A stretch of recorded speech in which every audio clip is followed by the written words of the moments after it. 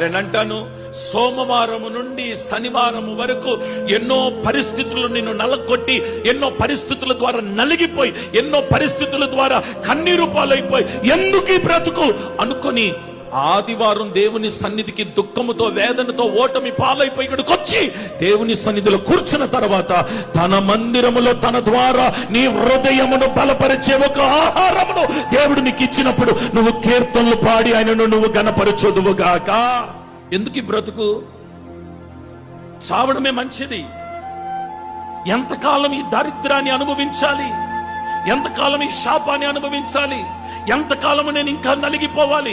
ఎంతకాలం ఇంకా తలదించుకోవాలి? ఎంతకాలం ఈ అవమానాలతో కొట్టుమిట్టులాడాలి అనుకొని బాధపడుతూ బాధపడుతూ బాధపడుతూ బలవంతంగా ఈ రోజు మందిరానికి వచ్చున్నాం. నీతో ప్రభు మాట్లాడుతున్నాడు, కుమారుడా, నీతో ప్రభు మాట్లాడుతున్నాడు, కుమార్తె,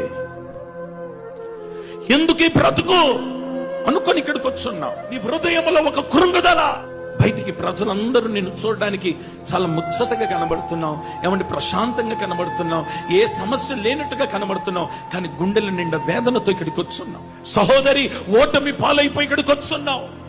చదువులో ఓడిపోయినావు, ఉద్యోగంలో ఓడిపోయినావు, ప్రమోషన్లో ఓడిపోయినావు, వ్యాపారంలో ఓడిపోయినావు, పిల్లల విషయంలో ఓడిపోయినావు, సంతానం లేదు అని ఓడిపోయినావు, కుటుంబంలో నీ భర్త దగ్గర ఓడిపోయినావు, నీ భార్య దగ్గర ఓడిపోయినావు.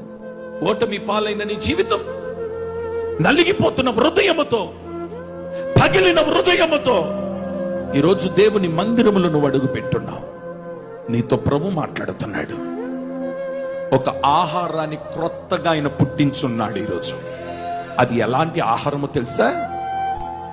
అవమానముతో, దుఃఖముతో ఉన్న నీ హృదయాన్ని సంతోషపరిచి పగిలిన నీ హృదయమును బాగు చేసే ఒక ఆహారాన్ని దేవుడు నీ కొరకు పుట్టించున్నాడు.